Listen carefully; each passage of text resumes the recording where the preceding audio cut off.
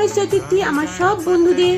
দেখো আজকে আমি ছোট্ট করে একটু গণেশজির পুজো করেছি, তাই আমি ময়ূরের পাখনা কিনে এনেছি। আর আমার ঘরে প্রচুর ময়ূরের পাখনা আছে, আমি প্রত্যেক পুজো ফেস্টিভ্যালে এগুলো নিয়ে আসি। দেখো সবার আগে ইন্ট্রোডাকশন করায় আমার লক্ষ্মী মাইয়ার সাথে। পাশেই রয়েছে লক্ষ্মী নারায়ণের ছবি, রয়েছে লক্ষ্মীর ঘট। আর দেখো এই সাইডটাতে রয়েছে আমার রামজি, সীতা মাইয়া আর লক্ষ্মণজি। আর ইনি হলেন আমার হনুমানজি। কি সুন্দর মুখটা দেখো।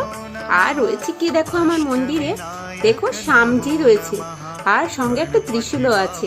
আর এই ছোট্ট সিংহাসনটা কে আছে জানো? নবগ্রহ। এখানে আমি একটা সুপুরি দিয়ে 9টা গ্রহের পুজো করি। আর এখানে দেখো আমার শিবলিঙ্গ। আর যার পুজো আজকে করেছি এই দেখো গণেশজি। তোমরা সবাই হাত জোর করে কিছু চাইতে পারো, সবার মনস্কামনা পূর্ণ হয়ে যাবে। আর দেখো আমি ছোট্টর উপর সুন্দর করে একটা পুজো করার চেষ্টা করেছি। আমার ছেলের এক্সাম চলছে, তার জন্য আমি ছোট্টর উপর পুজো করেছি।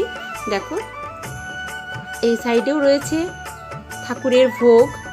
চেষ্টা করেছি একটু সুন্দর করে দাবারি, তাই তোমরা সবাই হাত জোর করে নমস্কার করে নিজের মনস্কামনা চাইতে পারো। আর গণেশজির কাছে হাত জোর করে কিছু চাইতে পারো।